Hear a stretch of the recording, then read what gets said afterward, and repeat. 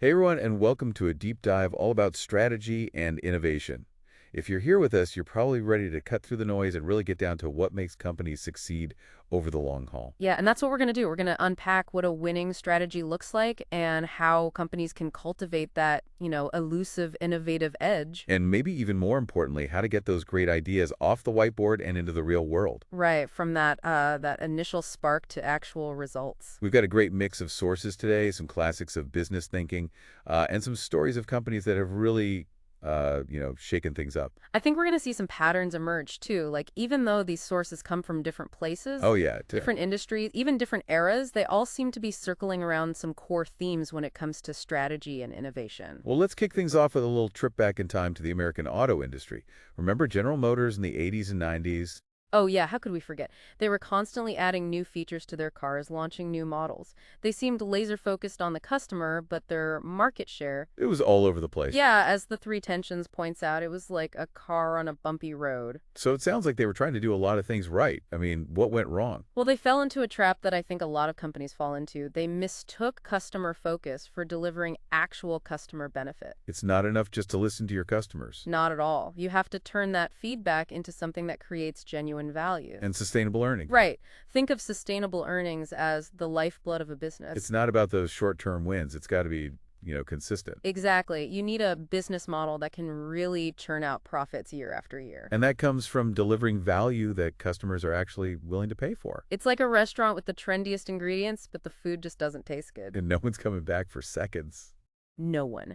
And that's why this is strategy. It really nails it when it says that strategy is about making choices. You can't be everything to everyone. You have to focus. You got to be ruthless about what you say no to. Exactly. It's saying no to distractions so you can say yes to the things that really matter. The things that move the needle. Now, this brings us to blue ocean strategy, Ah, a classic. which pushes us to think bigger. Break free from the pack. Exactly. Picture a vast blue ocean, uncharted waters. Instead of fighting it out in a crowded, bloody red ocean. Exactly. You want to create new demand where there's no competition. Where the profits are high. And a great example of this is Cirque du Soleil. Oh yeah, they completely reinvented the circus. They did. They got rid of the expensive animal acts, brought in elements of theater artistry, They created a whole new category. and they appealed to a whole new audience. People who may have never even thought about going to the circus before. They found their blue ocean by offering something unique, Something captivating. something that no one else was doing. They lowered their costs, increased their revenue. That's the power of blue ocean thinking. But, is innovation always about these massive gifts, these groundbreaking new products? No, not at all. Sometimes the most impactful innovations come from simple observations. Small tweaks. Exactly. Take this story from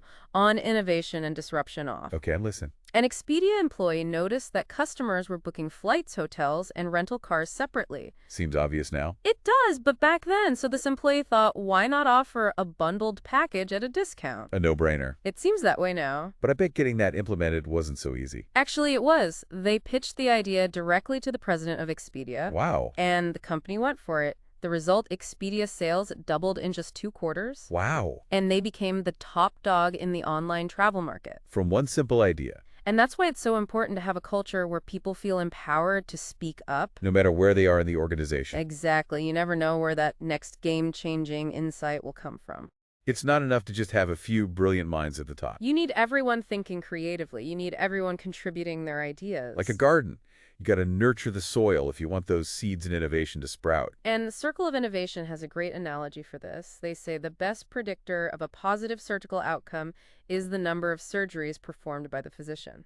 So experience breeds success. That's right. The more you do something, the better you get at it. The more likely you are to innovate. Exactly. So create a culture of continuous learning and experimentation. Give people the freedom to try new things. Even if they don't always work out. You got to embrace those failures. Because they're just stepping stones on the path to success. So let's say a company is buzzing with these innovative ideas.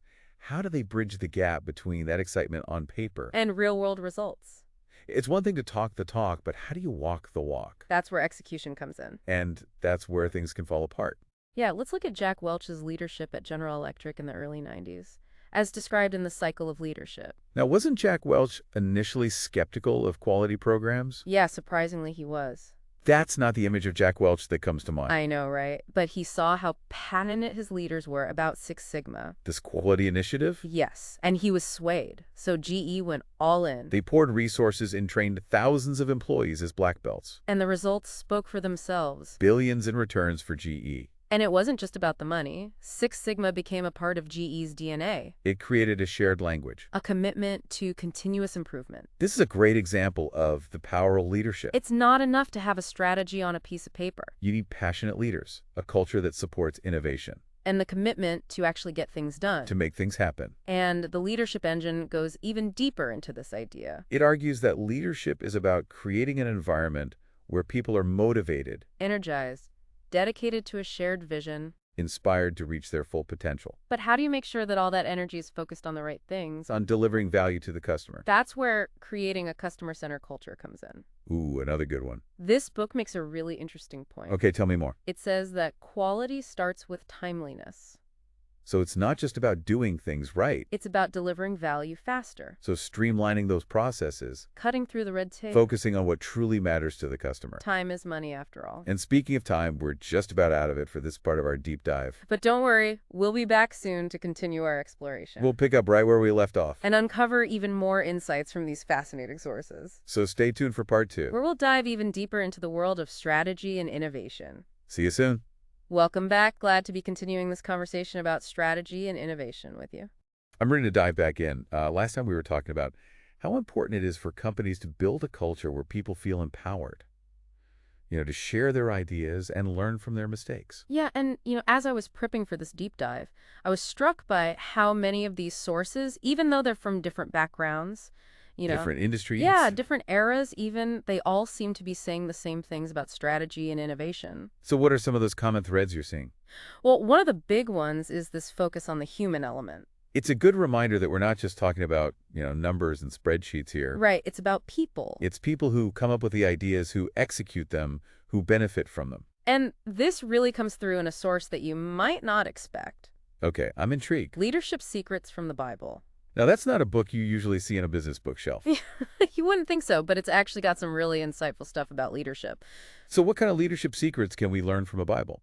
Well, for one thing, it talks a lot about honesty and integrity. Keeping your word, doing what you say you're going to do. Exactly, and the Bible's full of stories of leaders who did just that, and as a result, they earned the trust and respect of their followers. Like Noah, who was chosen for his integrity. Or Moses, who delivered God's commandments against lying and stealing. Yeah, those are powerful examples even outside of a religious context. They are, and these principles are just as relevant in business today. I mean, think about some of the most successful business leaders, Warren Buffett, Steve Jobs, They were all known for their integrity. for their commitment to their values. And that's a big part of why people followed them. It's about building trust, Creating a foundation of ethical leadership. which is essential for any organization that wants to innovate. Leadership Secrets from the Bible also emphasizes humility. Humility, Yeah, it says that true leaders put their egos aside and focus on serving others. helping those around them reach their full potential. Which reminds me of the story of King Solomon. Oh yeah, when he was given the chance to ask God for anything he wanted. And he chose wisdom above riches or power. Talk about a lesson in humility. Right. It reminds us that leadership isn't about personal gain. It's about service. It's about empowering others. It's a refreshing perspective in a world that often seems to reward arrogance. Self-promotion. Yeah, and leadership secrets from the Bible doesn't stop there. It goes on to talk about communication, performance management, teamwork, justice, fairness. It sounds like a pretty comprehensive leadership guide. It is, and one of the most interesting things is how it ties all of these principles back to purpose. Having a mission? Exactly. Great leaders have a clear sense of why they do what they do. And that passion is contagious. It inspires others to get on board. To make a difference. So we've talked about leadership. But what about company culture? How do you build an environment that actually supports innovation? That helps bring those innovative ideas to life. On Innovation and Disruption Off has a lot to say about that. It's a favorite of mine. This book says that culture is the key to unlocking innovation. And what does that mean? It means creating an environment where people feel safe to let go of the past and embrace the future. I love that phrase, let go of yesterday to embrace tomorrow. It's about being willing to challenge the status quo, To take risks. to experiment without being afraid to fail. It's about choosing the right team, too. Surrounding yourself with people who are passionate, flexible, excited about exploring new possibilities. People who aren't afraid to think differently. To challenge each other. To work towards a shared vision. And it's not just about putting together the right team, it's about building a culture that attracts and keeps great people. A culture where people feel valued, respected. And charif. So leadership and culture, they're really two sides of the same coin. They go hand in hand. Leaders set the tone, create the environment. And then empower their teams to innovate and thrive. Okay, but let's talk about pushing those boundaries even further. Challenging popular thinking. Oh, this is a good one. This is where thinking for a change comes in. I'm ready. This book argues that popular thinking often leads to average results.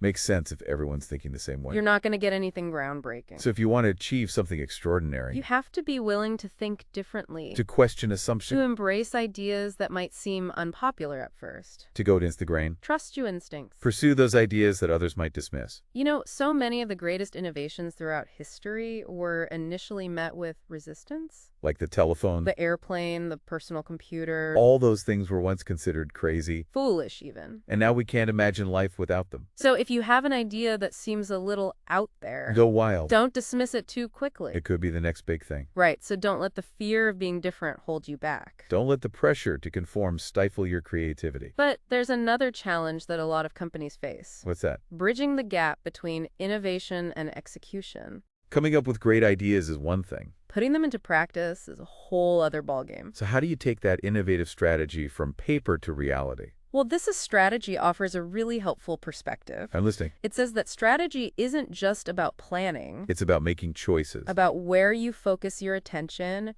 your energy, your resources. So prioritization, That's like- sticking to your guns even when distractions pop up. Exactly. This strategy also talks about understanding the systems we're working within, The rules of the the game, key players. the forces that are shaping our environment, It's about asking tough questions, challenging assumptions. thinking systematically about how we're going to achieve our goals. So moving from that vague idea to a clear, well-defined strategy. With a plan for execution. But even the best strategy can fail if it's not executed properly. It takes discipline, flexibility, perseverance. So it sounds like we need a clear vision, a strong culture, a dedicated team, And a well-defined strategy. with the courage to challenge the status quo, to embrace unconventional ideas. And to learn from both our successes and our failures. You got it. That's the essence of strategy and innovation. I think so. I'm excited to keep exploring this. There's still so much more to uncover, Well, stay tuned for the final part of our deep dive where we'll go even deeper into the world of strategy and innovation. and explore how you can apply these principles to your own work. We're back for the final part of our deep dive, and we've been talking about strategy and innovation. Yeah, we've covered a lot of ground, from defining what strategy really is to, exploring how companies can create a culture that fosters innovation. Right, and we talked about the importance of strong leadership, The power of challenging conventional wisdom. the need for a clear, actionable strategy. But there's one more piece of the puzzle that we need to talk about, and that's disruption. That word is everywhere these days, but what does it really mean when we're talking about strategy and innovation? Well, on Innovation and Disruption Off has a really good definition. It says that disruption is all about creating new markets and value networks that ultimately replace the old ways of doing things. So it's not just about making small improvements.